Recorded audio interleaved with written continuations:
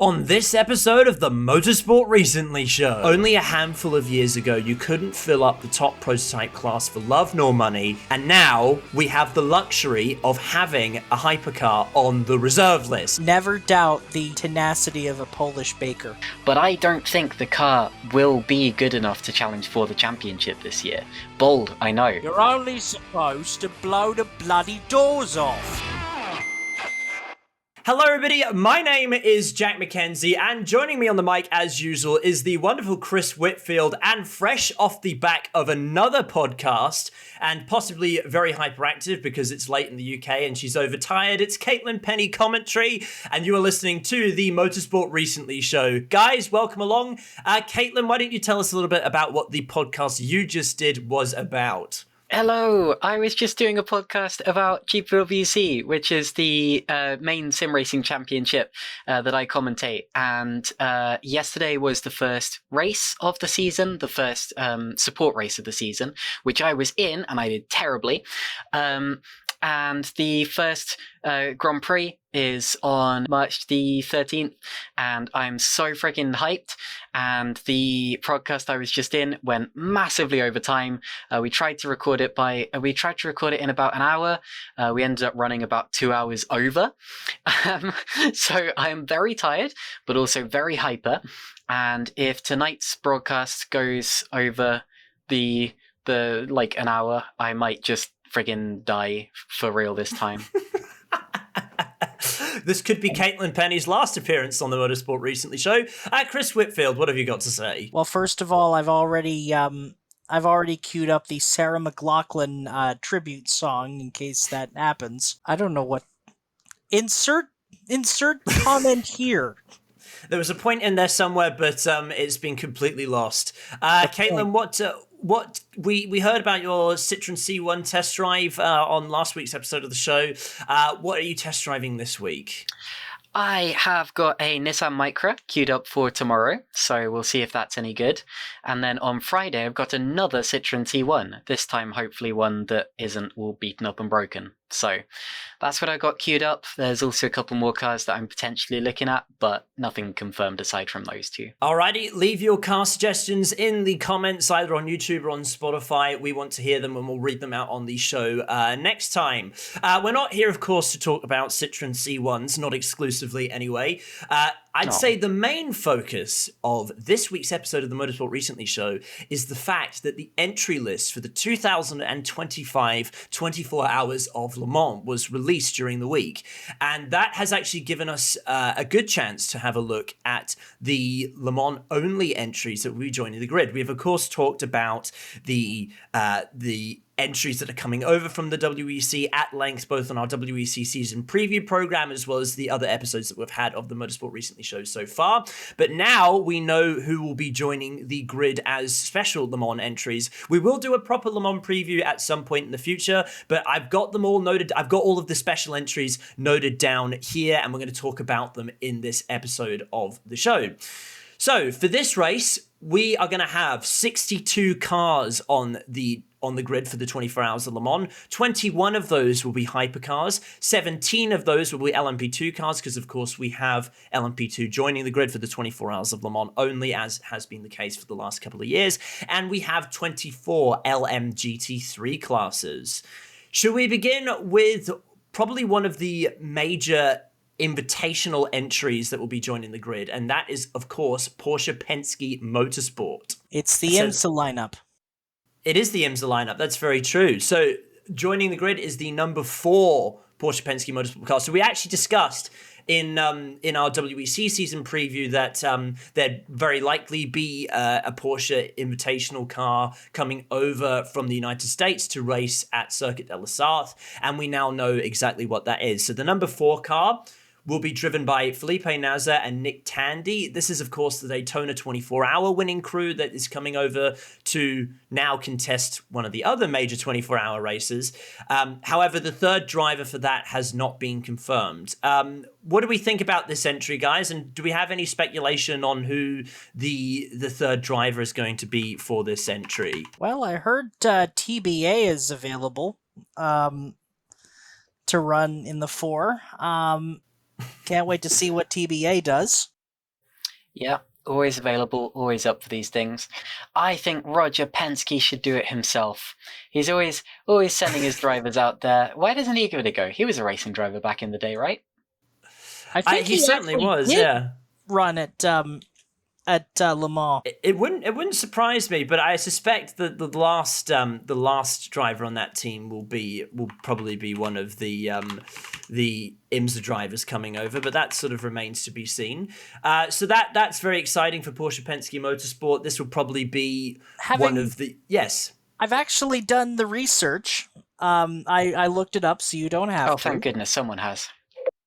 Roger Penske ran in the 1963 24 Hours of Le Mans for the North American Racing Team in a Ferrari 330, where he only with Pedro Rodriguez at the wheel as well. Oh, wow. Wow. As for the lineup, wouldn't that be someone like Mathieu Chamonix, or is he in the main?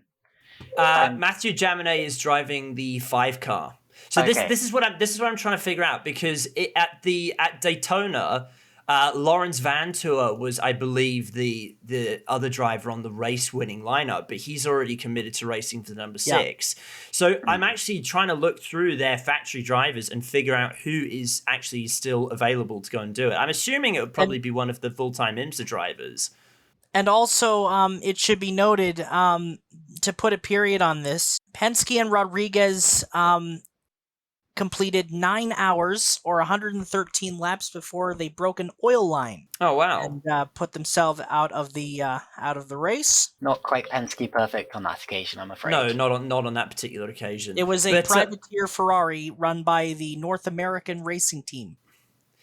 North American Racing Team, I believe, was also the last Ferrari team to win before AF Corsa won the race outright. So I think they raced a 250 LM in 1965 and won that race, and then it was several decades before Ferrari would win overall at the 24 Hours of Le Mans again. Also, we will, of course, yes. And also, they ran the white and blue livery with John Surtees at the wheel.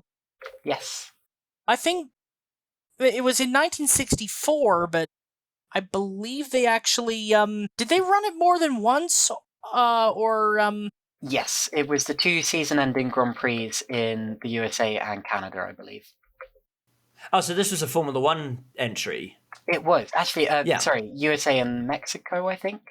But yeah, this was 1964 because Ferrari fell out with FISA. But that's a long story for another day, and it has absolutely nothing to do with Penske in the Le Mans 24 Hours. No, it wouldn't seem that way. But it should be noted with this entry list, I believe all of the teams have been locked into the 24 Hours of Le Mans. We know which teams are running what cars, but there's a lot of drivers that haven't been confirmed yet, although we do have most of them, which we will go through many of the ones that we already have in this program as well. So Porsche Penske Motorsport, the factory effort, they are bringing over a third car to the race, as we've established. Now, there is another very interesting factory effort that we need to talk about that will be joining the grid for this race as well. So Action Express Racing and finally Wayne Taylor Racing will be joining the side of Jota in the mighty Cadillac contingent for this year's race. So Cadillac now have the largest joint manufacturer count in hypercar. That basically joins Porsche.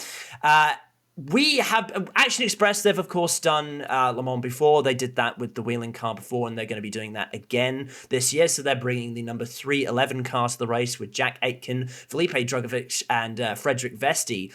But finally, Wayne Taylor are bringing a Cadillac to this race as well. So this is going to be car 101 with Ricky Taylor, Jordan Taylor, and Felipe Albuquerque. We have been waiting for Wayne Taylor to go to Le Mans for years now, and it's finally happening. Are you guys as excited for this one as I am?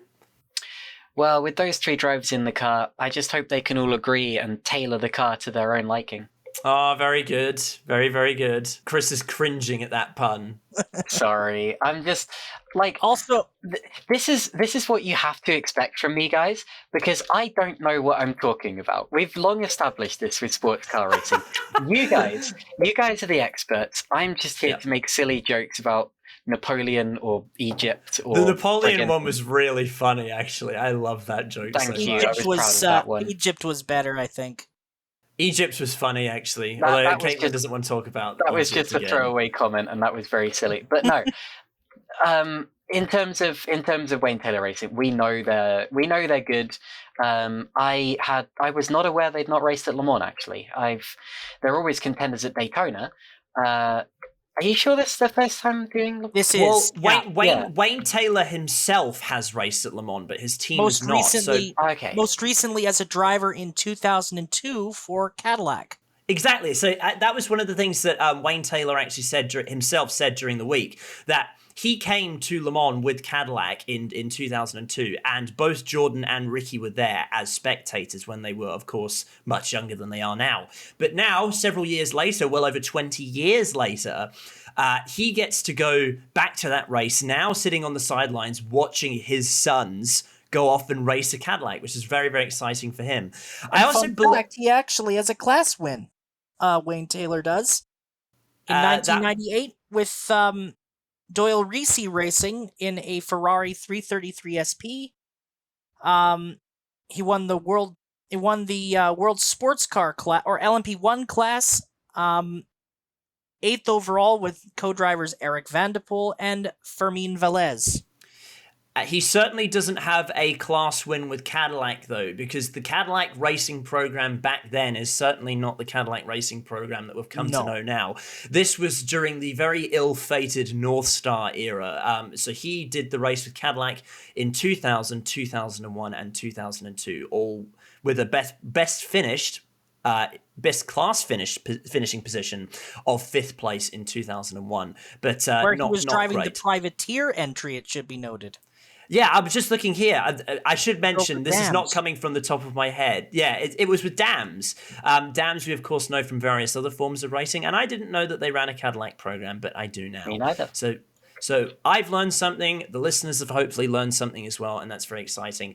I also believe that there's been quite a lot of speculation of Wayne Taylor and Cadillac coming to Le Mans for years now, because there was a period of time I seem to remember where there was a little bit of speculation that DPI, we're of course in the sort of DPI 2.0/LMDH era of sports car racing, but there was speculation during the height of the DPI era that category may feature on the 24 Hours of Le Mans grid. And if that had happened, I suspect that Wayne Taylor would have been over a lot sooner with a Cadillac DPI. But now that has finally materialized. Wayne Taylor Racing joining the grid for this year, alongside the two Jotas, which we've discussed at length already, and the Action Express car. So very, very exciting entries for Cadillac. There's something else I think that's exciting in terms of hypercar prospects this year.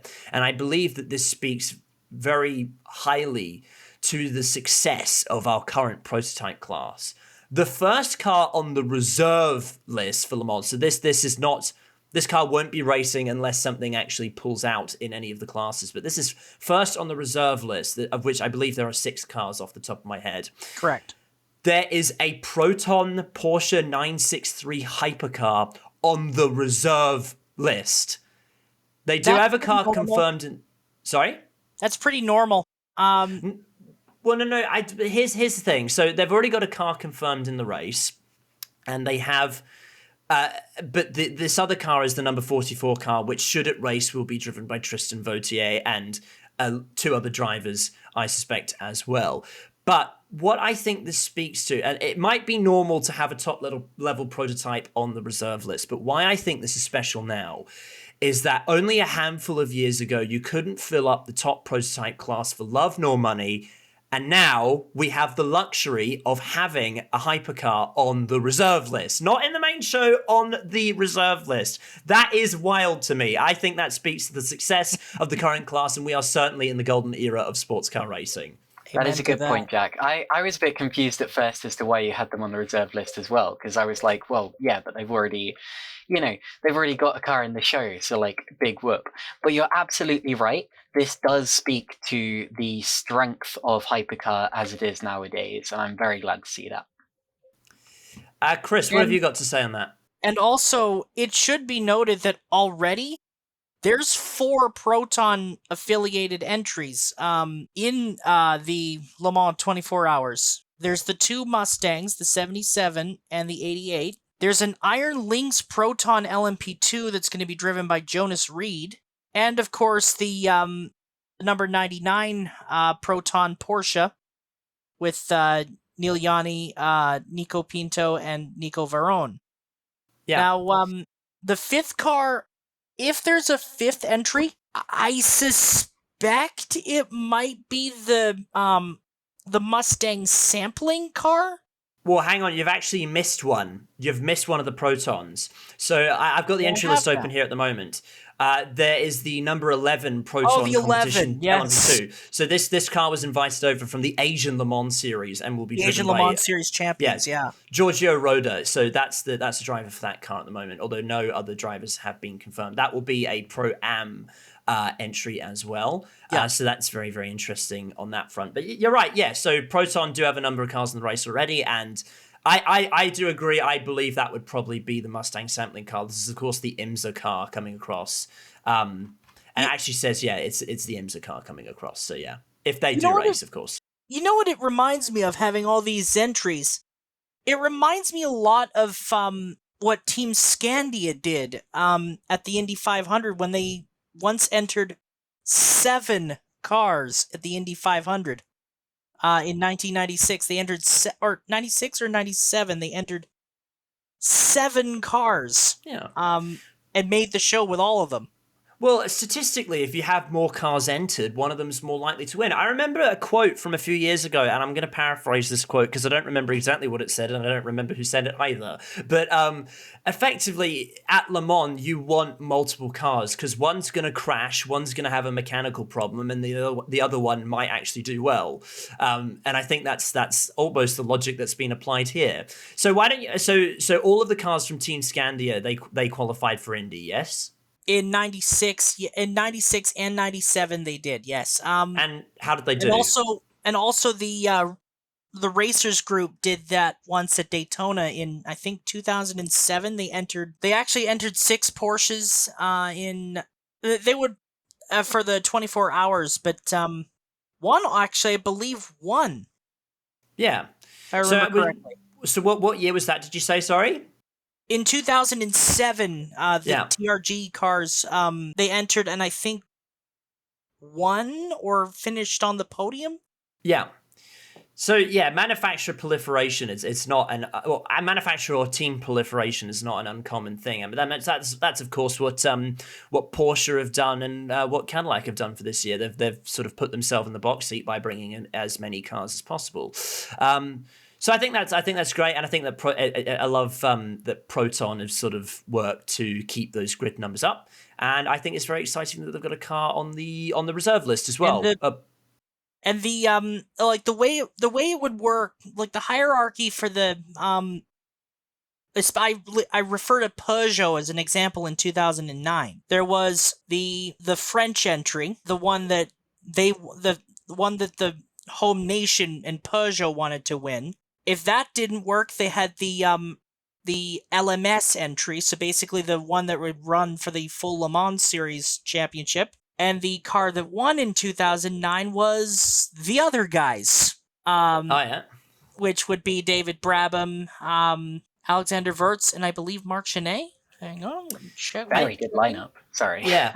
I also feel like that's fairly similar to what Audi used to do for a while. So you'd have the factory teams, and they would have the brand new cars, but then there would also be privateers. So I remember when I seem to remember looking at one of the year's Le Mans where the factory Audi team Yost effort, they were running the R10, but then there were other teams, other privateer teams that were running the slightly older Audi R8 LMP 900 car. You got the actually, believe it or not, it's actually that was actually also 2009, where they ran the R15. The factory cars would run with the 1, 2, and 3, and then the Colin Collis owned organization. You're right, ran the 2 privateers. Yeah, and were they running the R10? The highest they were running the R10, yeah, and the highest finishing of which had 2 drivers, because Narain Karthikeyan broke his arm in a very strange incident where he fell out of the pit box and landed on the actual pit lane. It was on the day of That the race, is wasn't it? unbelievable. Yeah, you've told me this story before. That was like just before the race, wasn't it? Yeah. So they had to run with only 2 drivers, those being Andre Lauderer and Charles Wolfsman. Well, if you had to put any driver up against a wall in a situation like that, Andre Lotter is not exactly the worst person to put in that situation. Although 24 hours with 2 drivers is pretty brutal. When I did my first 24-hour race, or my only 24-hour race that I've done, we had 8 drivers on our team, and we were split into 2 teams of 4. When we each had 2 6-hour blocks between each of those teams. So I probably ran like 3 hours out of the whole 24 hours. So I had a very easy time of it and got a decent amount of sleep as well. Anyway, that's completely off topic and has nothing to do with anything that's going on now, because this show is called the Motorsport Recently Show, not the Motorsport 20 years ago show. Although maybe that'll be a good spin-off. Right. Okay, let's talk about some more LMP2 cars, or any LMP2 cars aside from the ones that we've just talked about. Defending race winners in LMP2, United Autosports are bringing 2 cars to the show. So this is off the back of course, their 24-hour race victory at Daytona, which Caitlin predicted. However, they don't have the race-winning lineups from that race doing this race. Instead, we've got the number 22 car with Renger van der Zande, the only confirmed driver so far for that entry, and the number 23 car, which is their Pro-Am entry, consisting of Ben Hanley, Oliver Jarvis, and Daniel Snyder. Well, I mean, you can't go wrong with Renger of the Sands in the 22 car. I'm curious to see actually who the other 2 drivers are going to be, because I believe Paul di Resta is going to be one of them if he doesn't have any conflicts with Formula 1. Paul di Resta won't be one of them, because he actually will be racing the number 93 Peugeot. Oh, well. Yeah, so he's busy. Unless he wants to pull a Ben Keating and run more. Actually, can you do that at Le Mans? Are you allowed to run? I don't think you can at Le Mans. Not at Le Mans. You definitely could until recently, right? I'm sure I've seen drivers doing that, like, in the last 10 years. I might be wrong. Well, we've just established. You've established that you could do it with 2 drivers until recently, but because they couldn't. It was because they couldn't find anyone else. That's why they did it. I'm surprised there wasn't anybody waiting in the wings for that one. But anyway, we've talked about that story at length already. It was too long. Because it literally happened on the grid. Oh yeah. Well, who do United Autosports have in their sort of roster of drivers that they could sort of call upon?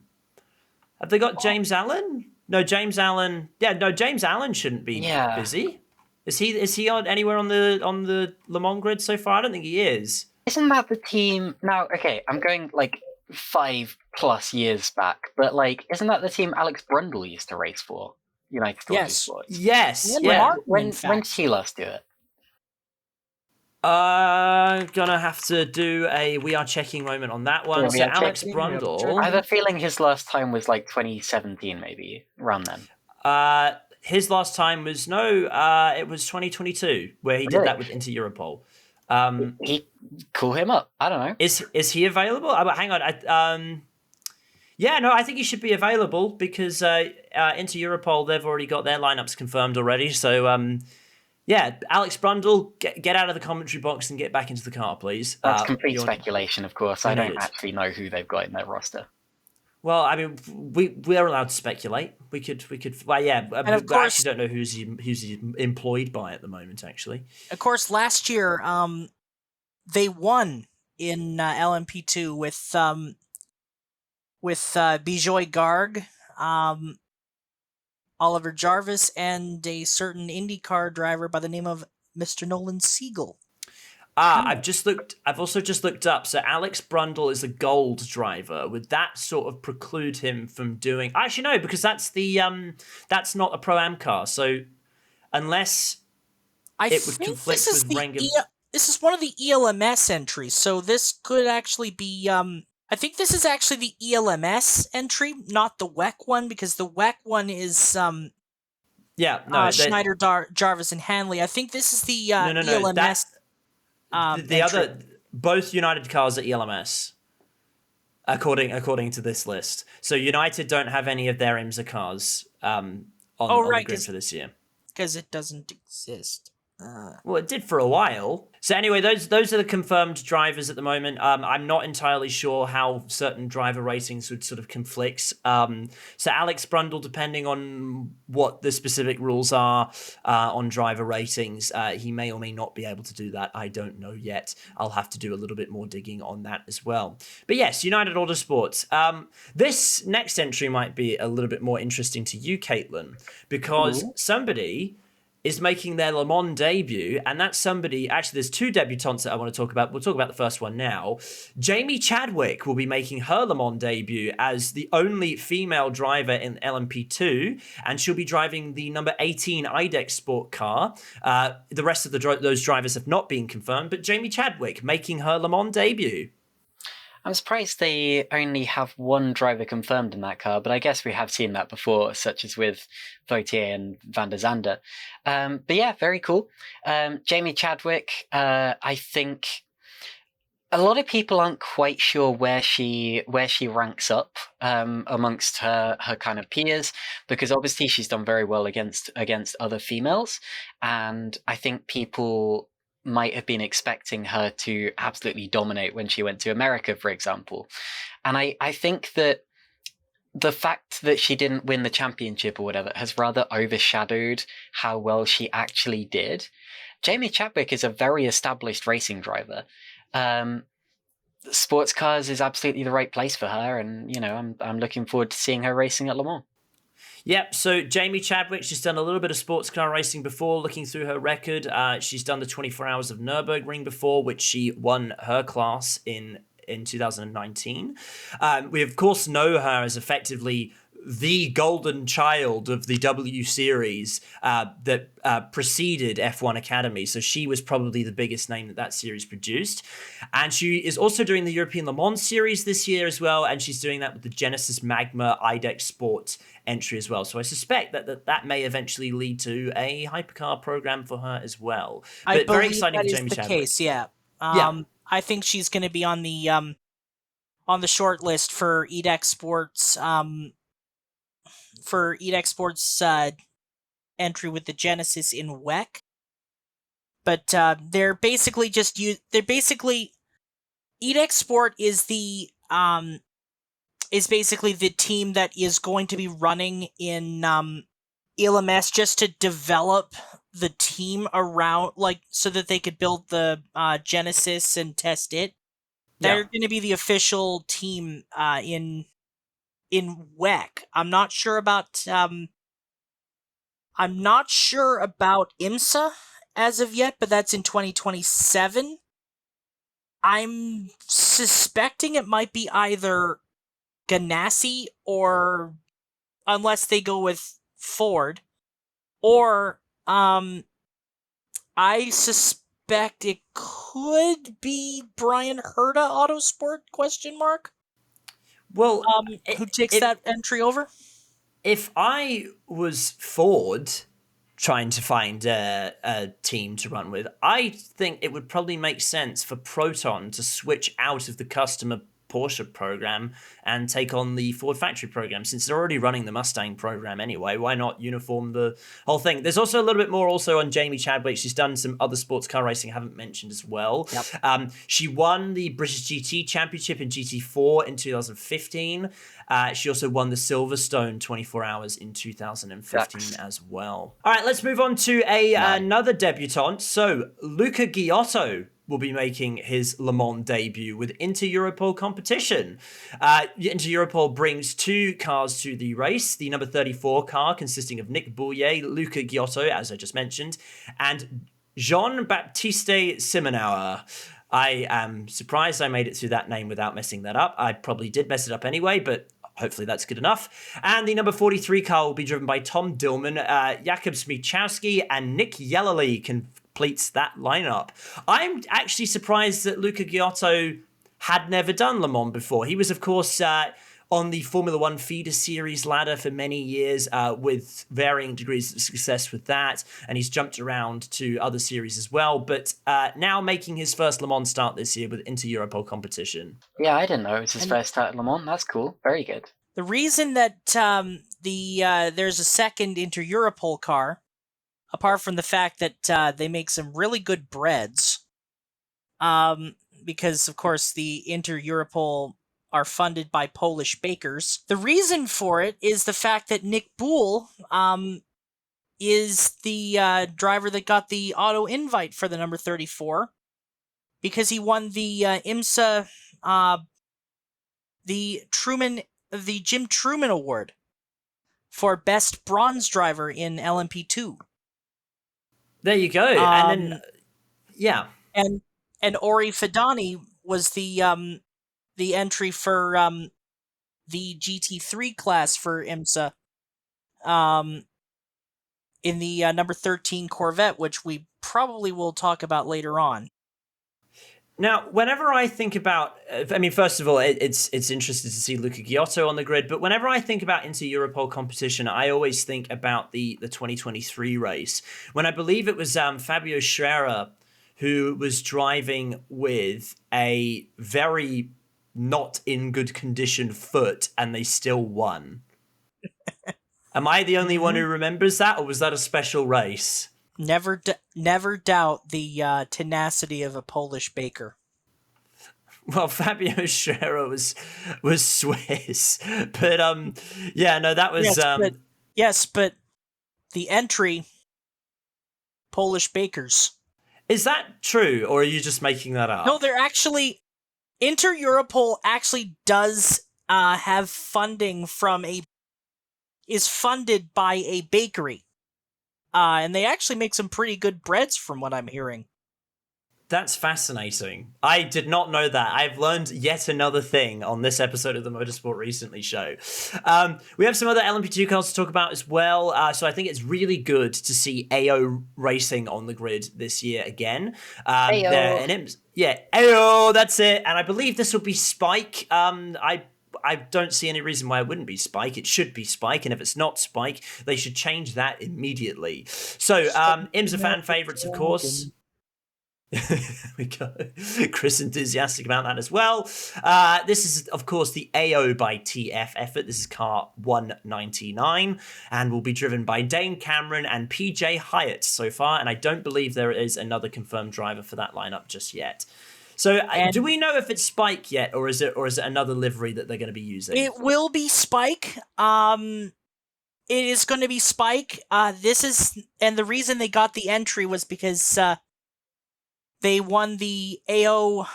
AO by TF actually won the LMP2 class championship in the ELMS. In fact, there you go.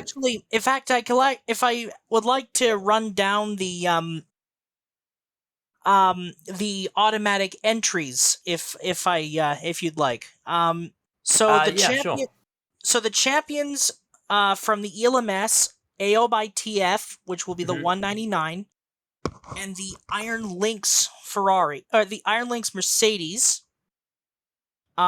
which will be an LMGT3 or one of them. We'll get to that Iron Lynx Mercedes very shortly. I'm excited to talk about it. It's the 63 car. Yes.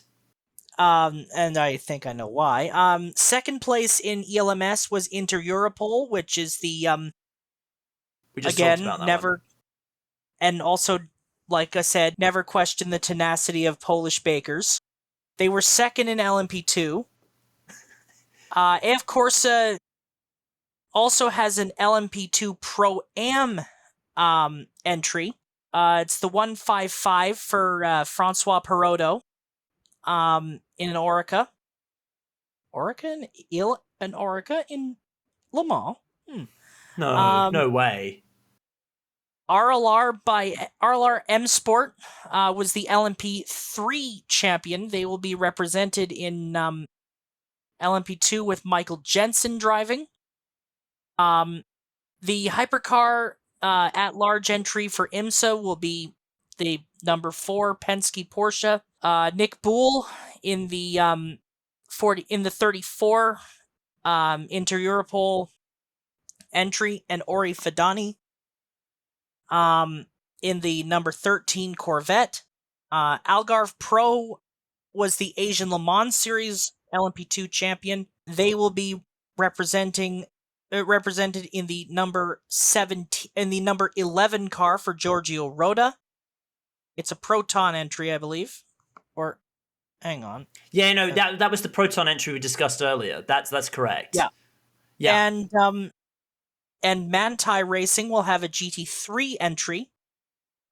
Which we'll get to. Yeah, we'll get to that one. Yes. And the GT World Challenge Europe Bronze Cup will be represented by Sky Tempesta Racing in the number 193 Ferrari, driven by Eddie Cheever III, Chris Froggatt, and Jonathan Hui. I believe it was Ziggo Sport rather than Sky Tempesta. That's what I read on the entry list. No, but Sky Tempesta was the that's actually how they chose the entry, but it is Ziggo Sport, yes. Yeah. Is that an AF Corsa run car, or is that its own entry? I believe it is, yes. Its own entry or AF Corsa? I believe it is. It is what, Chris? It is what? Is it its own thing? I believe it is actually affiliated with AF Corsa. Okay. But, yeah. I don't know much after that.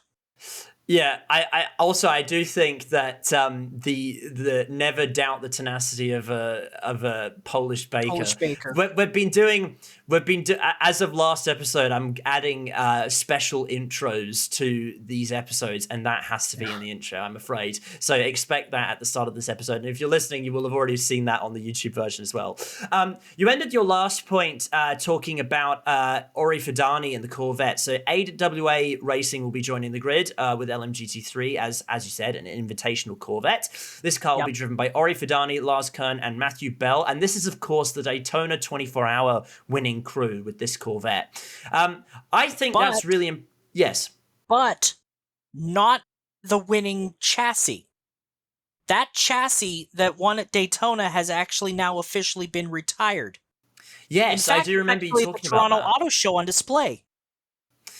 Oh, it was at the Toronto Auto Show, really? Yeah, it was at the Toronto Auto Show on display. With the broken mirror, with the lack of a mirror, and the tear-offs, bubbling, like the bubbling of the tear-offs. I saw photos of it. It was actually pretty cool with that. Yeah, wow. Race condition. I mean, it would make sense that it was at the Toronto Auto Show because I believe AWA is a Canadian team, if I remember correctly. Yes. They are a Canadian team, which I'm sure you'll be very happy about. We were talking about Ferraris as well. So Kessel Racing, they're also joining the grid as well. This is the number 57 Ferrari of Takashi Kimura and Daniel Serra. Again, one of the invitational entries as well. Daniel Serra, we know as a Ferrari regular. He's done plenty of driving behind the wheel of Ferrari GT cars over the years. I don't know very much about Takashi Kimura. Does anyone have anything to say on that particular driver? I thought we had this discussion at Daytona as well, where we were like, who is this person? Or was that Kagure? Oh, anyway. I feel like it was somebody else. I don't remember now. Takeshi Kimura is Mr. Car Guy. Oh, yes. So he would have, I suspect, correct me if I'm wrong, I would have heard his name before in series such as Super GT from Japan. I believe so, but also in the in Asian Le Mans and in the Asian Le Mans series, and also at Le Mans in that bright yellow Ferrari. Yeah. So, yeah, also in GT World Challenge as well. He's been around in the WC for a while, actually. He did a race with Team Project One in 2022. Just things that I'm looking at off the top. He's actually done Le Mans before. He's done it with Car Guy as well. So, yeah, he's done plenty of sports car racing. I'm surprised I haven't and actually he recognized also his apparently name. has another company known as Sea Guy. Sea Guy? Yes. And I wonder what that specializes in. Would it have anything to do with boats? I would hope so. Or does it specialize in the third letter of the alphabet? Who knows? It's SEA. I think it's a sailing. I think actually it's a sailing thing. You don't Well, say? it makes sense, wouldn't it? I think we That should is move on now. We should move on because we're not even talking about the correct sport at this point. We should really press on. So there you go. There's another one of the Ferraris. We won't mention this next entry before, and I'm really excited to talk about this one. So Iron Lynx are bringing a third Mercedes-Benz to the 24 Hours of Le Mans. And it's got some familiar names from my part of the world joining that lineup as well. So if you watch the Bathurst 12 hour year on year like I do, and like Chris does as well, and Caitlin watches it in some capacity, I mean a terrible time of the day in your case, you will recognize all these names. So the number 63 car, this is the third Iron Lynx car, will be driven by Stephen and Brenton Grove, who featured quite spectacularly in the most recent Bathurst 12 hour after a very terrifying accident involving the former, of those two drivers, Stephen Grove, who is thankfully okay. He will be doing that race, of course. Stephen and Brenton Grove. Grove is, of course, a big name in my part of the world. They've been involved in GT racing. They've been involved in supercars. Now they're featuring at Le Mans, and they're doing this race alongside Lucas Stoltz, who is not Australian, but as Chris has just written into my show notes, he's an honorary Australian. Big Mercedes guy, very, very fast, and I will be very excited to watch and see how this entry does at the 24 Hours of Le Mans. I'm very excited about this one. What do you guys think?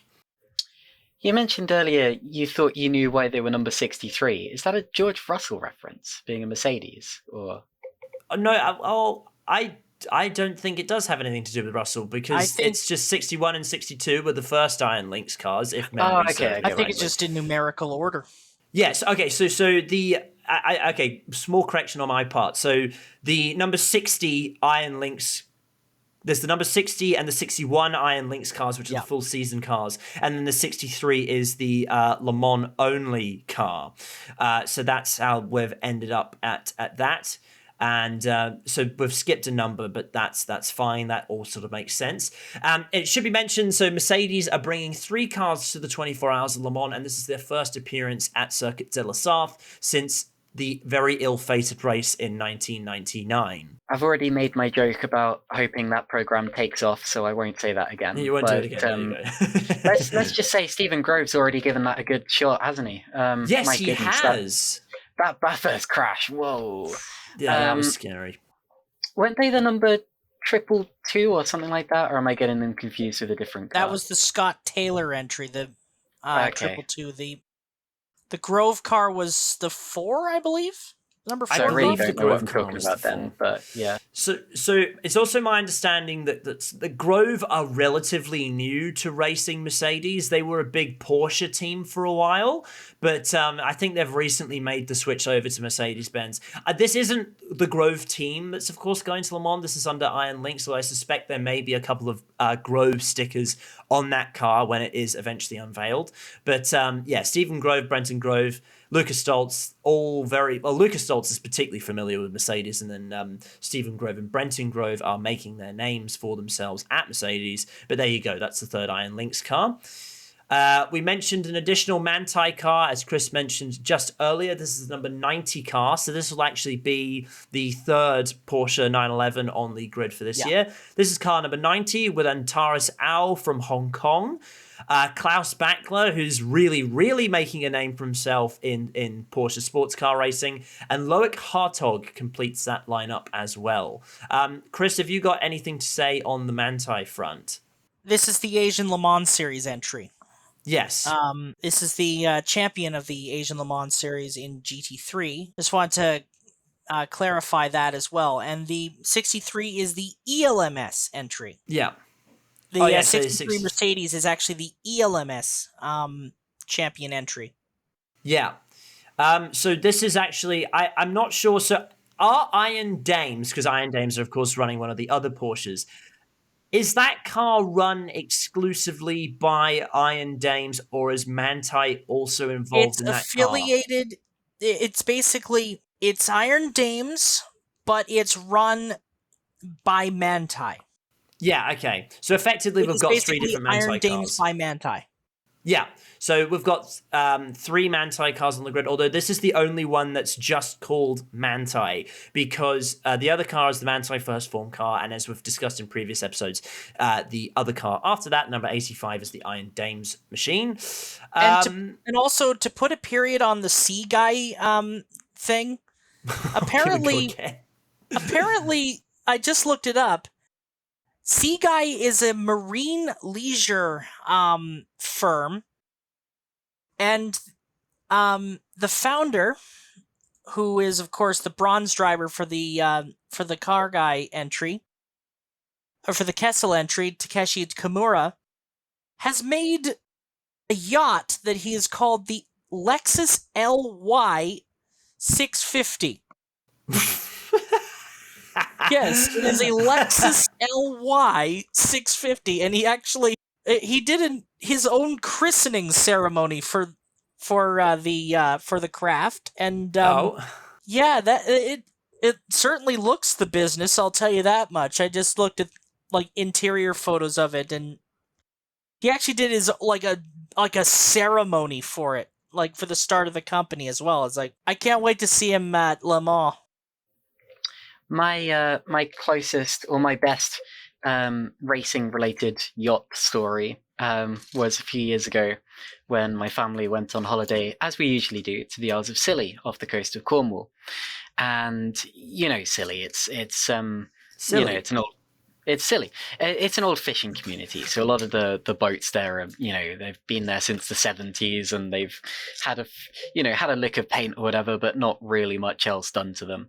And then right in the middle of the harbour, absolutely outclassing everything else, was Vijay Mallya's yacht, the Force India.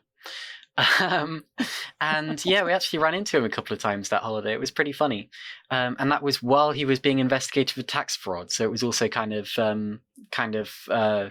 awkward, but let's just say I didn't bring that up.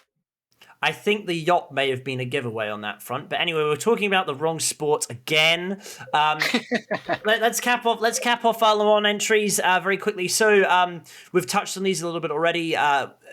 We've got a couple more Ferraris. So there's the Richard Mille AF Corsa number 150 car. Again, as if we needed more AF Corsa cars, but we've got one anyway. Not that it's a bad thing, of course. It's just we've already got plenty of them already. This car will be driven by Custodio Toledo. Yes, there you go. Lila Wadu, of course, the first ever woman to win in the FIA World Endurance Championship, although she would not be the first woman to win a class at Le Mans if she were to win this year. That has, of course, already happened. I looked that up last night, actually. That was 1974. And Riccardo Agostini completes that lineup as well. The last car to talk about on this front as well is, of course, the Ziggo Sport Tempesta, car number 193. Again, AF Corsa affiliate entry. Eddie Cheever III will be driving this car, son of Eddie Cheever Jr. Chris Froggatt and Jonathan Hui complete that lineup as well. What do we know about Eddie Cheever III aside from just being Eddie Cheever II, or Eddie Cheever Jr.'s son? I believe he's actually a Ferrari factory driver. I believe he also does he also runs for Triarzi Competizione in the IMSA WeatherTech Championship in the 023, I believe.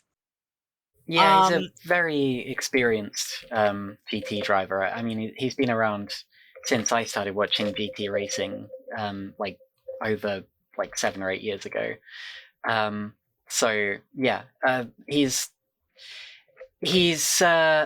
most well known, of course, for being the son of Eddie Cheever, who raced in Formula One.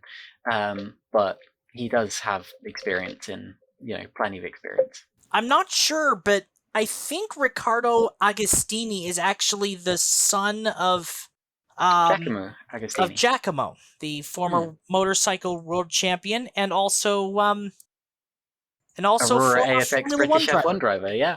Yep. Oh wow, that's a couple of things I didn't know. There you go. So that completes our Le Mans only entry list. We'll come back to you later in the year with a full Le Mans preview. But there's a little sneak peek of the preview of a race that will be happening in June. We've got a couple of other sports car related things to rattle off. We've of course come right off the back of the Qatar 1812, and boy, what a weekend for Ferrari it was. Absolutely. So it should be mentioned. Ferrari claimed positions 1, 2, and 3 in the hypercar class for the opening round of the FIA World Endurance Championship. The number 50 AF Corsa Ferrari of Antonio Fuoco, Nicholas Nielsen, and Miguel Molina took the outright victory. However, rather impressively, the number 83 car, so the privateer entry, managed to finish second. So an all-Ferrari podium split in the middle with a yellow sandwich, they were the sort of meat in the all red sandwich. This doesn't make sense, but you understand what I'm trying to say. We told you they'd get some overall podiums, didn't we? But yeah, I find it really funny how a lot of people are complaining about the BOP after the first race, completely ignoring the fact that the Jota Cadillacs completely threw it away by driving into each other. Yes. Yeah, that wasn't exactly the finest way to start off their stewardship of the Cadillac factory program in Europe. But tough race for I think that the whole Ferrari 1, 2, 3. I think you said it wrong. Did I? You should be saying it's a Ferrari 1, 2, 3. Ah, fantastic. Yes, I'd like the sound of that. That's brilliant. But yeah, you're right actually mentioning Jota. It was a tough race for Jota, but also a very tough race, unfortunately, for the Aston Martin Valkyries. They had a bit of a tough race as well, having spent some time in the garage, so that wasn't great for them. Yes. A certain line from the Italian Job comes to mind. Oh, very good. Would you like to say that line? You're only supposed to blow the bloody doors off. And of course, the Aston blew it wasn't actually supposed to blow any doors off. It did blow off one, and that rather cost that car plenty of time as well. However, was that it the did 009 or the 007 that had the blowing their doors off? I think it was the 009 from memory. And I think the other car had some other sort of mechanical issue as well, but I can't remember exactly what it was. I feel like it was a braking issue or something. I don't remember exactly what it was, but anyway, yeah. But that's what the first race usually is. It's essentially just an extended test session. Yeah, it's very rare that I think a manufacturer comes in, especially compared when the other cars on the grid have been racing for multiple years at this point, that they come in and do well right off the bat. So I kind of expected for Aston Martin. Like manufacturers would often use Sebring as a test session for Le Mans. Basically, they treat it as a 12-hour test session. I feel like Spa was usually the kind of dress rehearsal for Le Mans historically. It was, less yeah. so Sebring, because Sebring it's not really all that representative of Le Mans. I would say. Well, I'd say it's certainly a durability test. It's basically back in the American Le Mans series days, they would actually like Peugeot would enter with a couple of cars. BMW actually won and then won Le Mans. Audi unveiled their new car at Le Mans at Sebring and then won it and then developed it into a car that won Le Mans. Except for the R15, but we'll gloss over that. The 2009 entry. Which arguably looked better than the 10 entry, but, you know. There you go. Keep those Sebring thoughts in your mind, because we're going to get to that in just a second. We'll quickly cover LMGT3 for a moment from Qatar. Corvette started off in the perfect way. The number 33 TF Sport car won that class. This is the car driven by Johnny Edgar, Alan Poe, Daniel Hunkadea, and of course Ben Keating doing what he usually does and just being brilliant all the time, and he's done it again. So very strong start to the season for Corvette. That final hour in LMGT3 was honestly the best racing of the night. Like, it was just, like, it was, like, edge of your seat kind of thing. Like, between the Corvette and the, number 59 McLaren, they basically they swapped, they went blow for blow. It was fantastic racing to watch. It was just proper sports car racing. It was excellent. Yeah, no, absolutely. I mentioned to keep those Sebring thoughts in your head because I do want to talk some Sebring related things. So Brendan Hartley will be replacing Alex Lynn for the Sebring 12 Hours on the number 40 Wayne Taylor Cadillac lineup, joining Jordan Taylor and Louis Delatraz. That is not the only driver change happening for that race as well. So Juan Manuel Correa will be joining the number 2 United Autosports LMP2 effort for the remaining IMSA Enduros alongside Nick Bull and Ben Hanley replacing Garnet Patterson. Last year it was won by Wayne Taylor Acura, and the year before it was the chaos-filled 2023 race won by Wheatland Cadillac. A couple of stats for you on that brief Sebring preview, as I just mentioned. So Porsche, who are, of course, the Daytona winners, will be chasing their first outright win at Sebring since 2008, and BMW, who have started off the year quite strongly in a number of categories, will be chasing their first overall win at Sebring since 1999. So there you go, a couple of interesting Sebring stats and facts for you. And also, let's not forget that it's also a round of the greatest racing of all time, the Mazda MX-5 Cup. That'll be exciting, especially off the back of Daytona. And I haven't seen any of the St. Pete races, but I'm sure they were exciting as well. They were. I mean, you can't go wrong with MX-5s. You just can't. I urge you all to watch it. Watch MX-5. Yes. I watched the second race from St. Petersburg, and it was pretty exciting, not gonna lie. Yeah. I'd imagine it would be. That doesn't surprise me even slightly. But yes, two very, as I just mentioned, two very, Brendan Hartley, of course, a very accomplished sports car driver, fairly familiar with Wayne Taylor as well, if memory serves me correctly, joining that lineup. Shame for Alex Lynn, who's not doing that That's event, actually why. They needed needed a more experienced driver at Sebring than Alex. Nothing against Alex Lynn. It's just they needed a much more experienced lineup at Sebring, so they chose Brendan Hartley. Yeah. And I'm actually just looking at Juan Manuel Correa's record. So he has previously done some sports car racing. He's raced with Prema before in the FIA World Endurance Championship and at the 24 Hours of Le Mans. But he's making his LMP2 return with United in the United States for the remainder of the IMSA Endurance calendar. And so it's good to see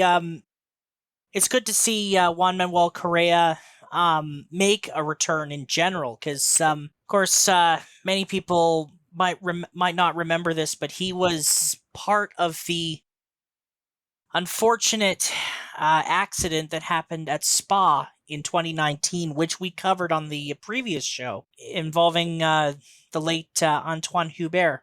Yeah. So and of course he suffered injuries in that accident as well. Yeah, he did. So it is good to see him racing, and it's good.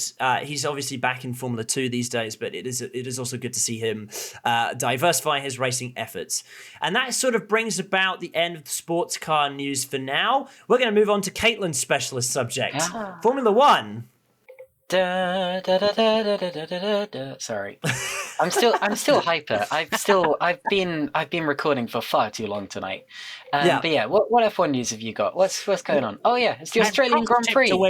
It's the Australian Grand Prix. So at the time of recording, the Australian Grand Prix is going to be next week. And the reason I wanted to cover it this week is because I'm not entirely sure if we're doing an episode this week. Next week. So I've decided it'd probably be a good time to cover it now. So the Australian Grand Prix is next week. We'll do a sort of brief Formula 1 season preview now. Max Verstappen Max Verstappen set to defend his driver's title this year, and McLaren will be set to defend their Constructors' Championship. We have 24 races this year across the globe, more or less the same sort of calendar we had last year. 6 of those will be sprint events at China, Miami, Belgium, the United States, Sao Paulo, and Qatar.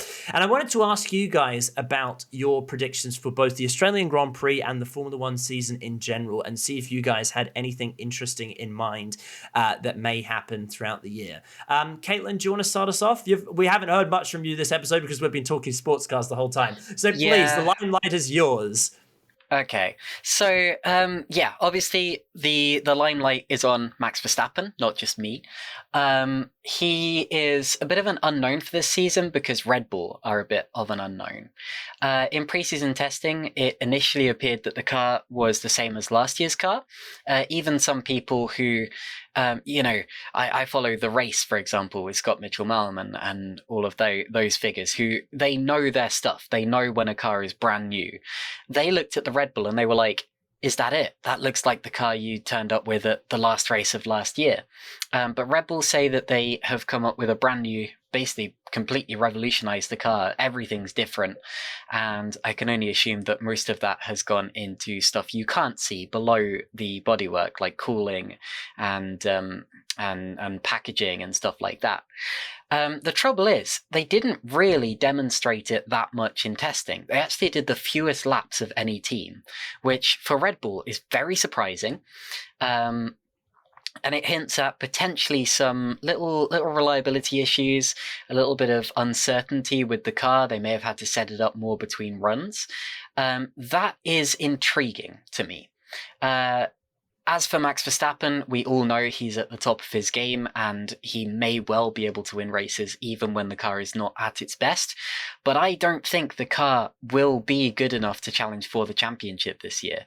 Bold, I know, but I reckon Red Bull's run of form has come to an end. The question then becomes, well, who takes over? McLaren are the favourites in most people's minds, but it is not going to be straightforward by any means. Ferrari had some good momentum towards the end of last year. They kept the championship fight alive right until the end. And Mercedes got some good laps in practice. I mean, Mercedes did the most laps of anyone in preseason testing, so definitely don't count them out at all.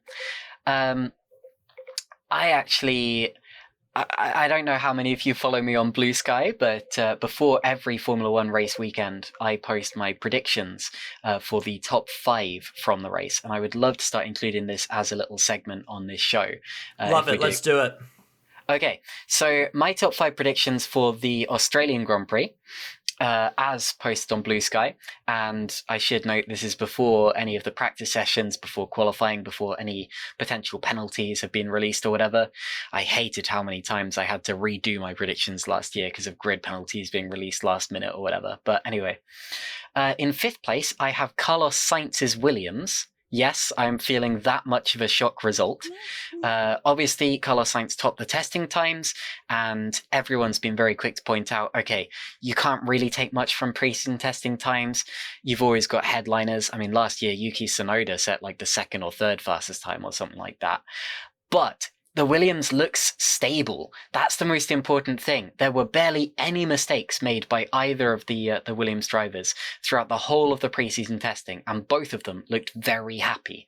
I genuinely think Williams could be contenders for top of the midfield this year, so I put Carlos Sainz as a shock P5. 4th place for the Australian Grand Prix, I put Max Verstappen. I think that he is still going to be competitive, but maybe is going to struggle to fight for wins. 3rd place, I've put Lewis Hamilton. I have him tipped for a strong Ferrari debut.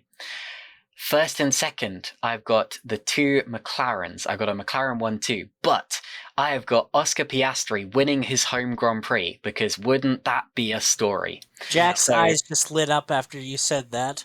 So there's actually more of a reason that my eyes lit up rather than just Oscar Piastri winning, is that your predictions are remarkably similar to mine. Really? Yeah. So yeah, I've got Piastri, Norris, Hamilton, Verstappen, Sainz, top 5. Right. Okay. Chris, what predictions, both in terms of the season overall and our sort of Australian Grand Prix results, would you like to bestow upon the listenership? Considering how wrong I've been lately,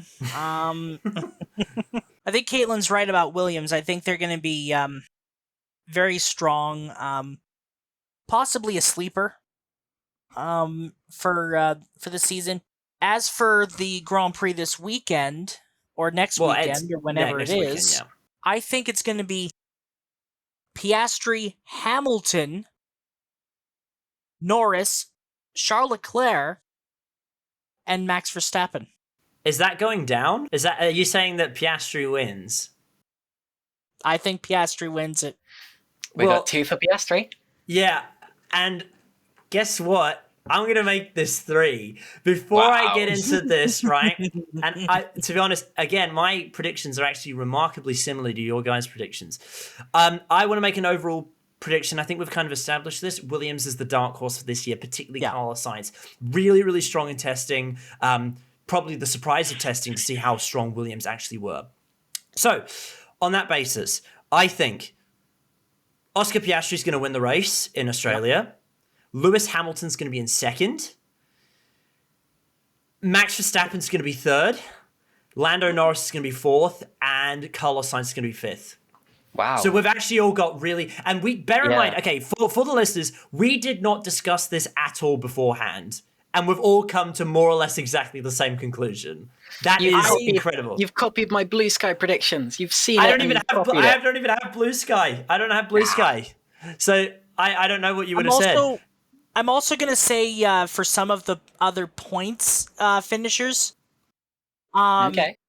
Liam Lawson is going to get a couple points, or like a couple points in this Grand Prix. He won't beat Max in the totals this season, because let's face it, Red Bull is basically a one-driver organization with two cars. And they have been for years. I think Alex Albon is going to probably surprise a few people. Leclerc's going to win a couple races. I think Lewis, once he gets the car under him, is gonna win a few this year, and be really strong in 26. Like possibly a world championship contender in 26. Basically following the Schumacher trajectory. And there's precedent for this. The 96 Ferrari for Michael Schumacher, it was basically... He did win a couple races in what was essentially a car that was not as good.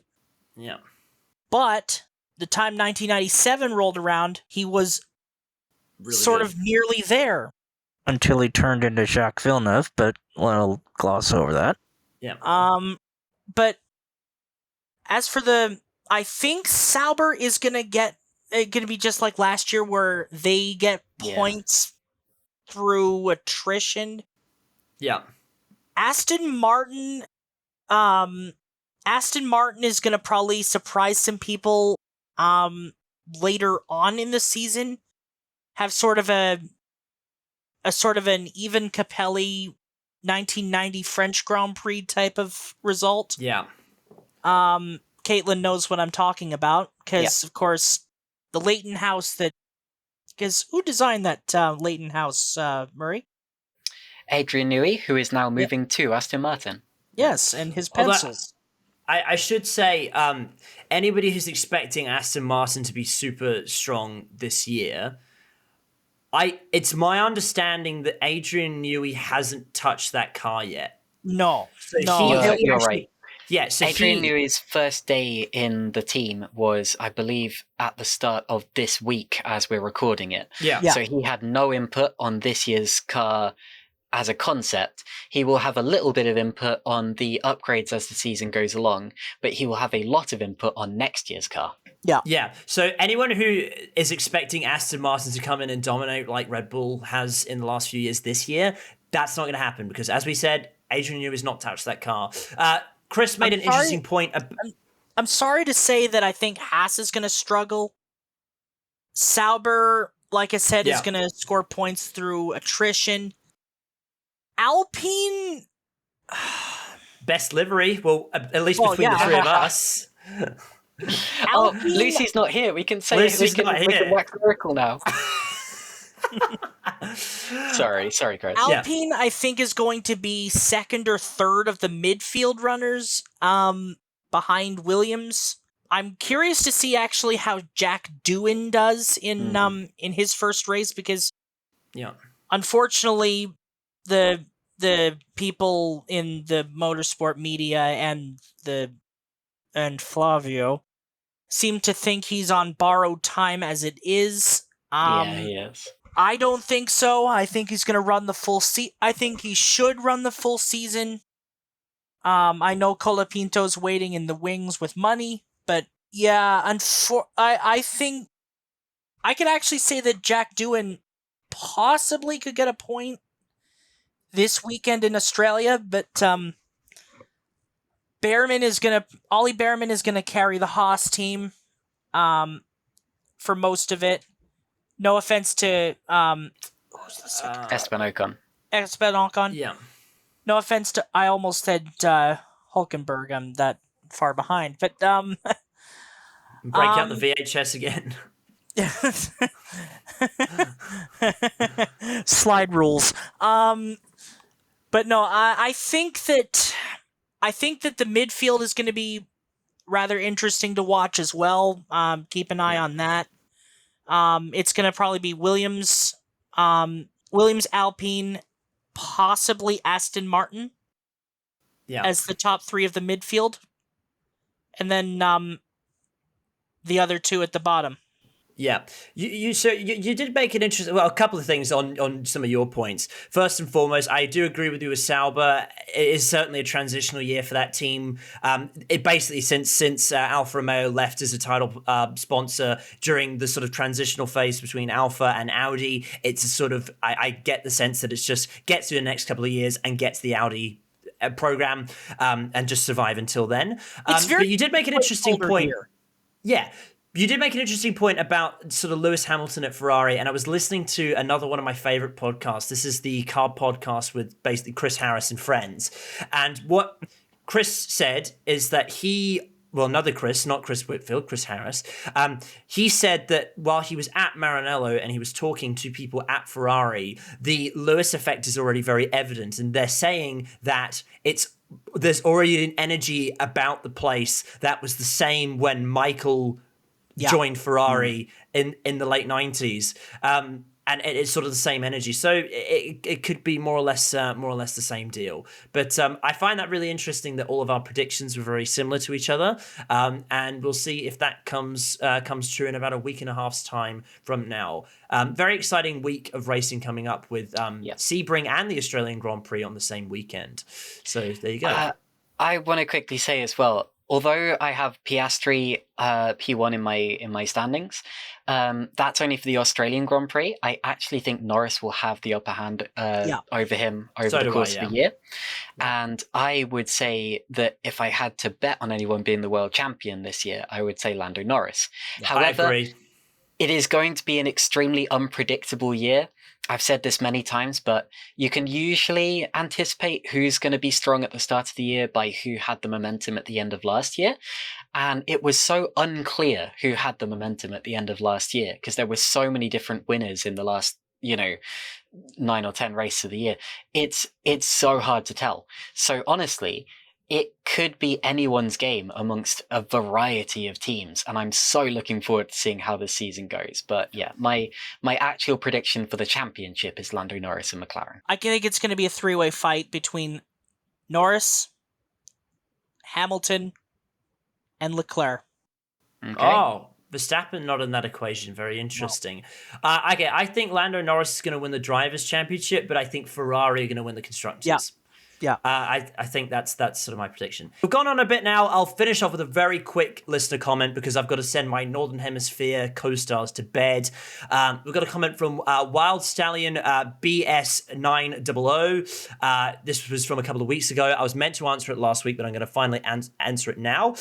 He suggested that perhaps the channel needs to be renamed the Motorsport Recently Show.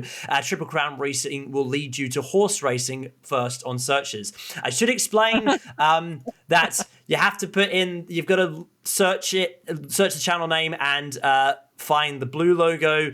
And if you really want to find the channel, use the channel search filter. But I should also mention, I won't be renaming the channel to the Motorsport Recently Show because this channel is going to be a little bit more than just the Motorsport Recently Show. I tend to return to making some other content to supplement what we do on this show as well. But that is why the name will be staying as is, as I'm not done with regular content. But of course, that's not what we're here to talk about today. This has been the Motorsport Recently Show, and I hope everybody has enjoyed this episode. My name has been Jack McKenzie, and joining me on the mic, as usual, has been the wonderful Chris Whitfield and Caitlin Penny Commentary, who I suspect will be very desperate to go to bed. So we're going to send her to bed because she's been awake for far too long. Please leave your comments on either YouTube or Spotify, and please leave us a 5-star review on the latter. It would be very much appreciated. But aside from that, like, subscribe, and we'll see you next time. Goodbye, everybody. Ta-ta. Ta-ra!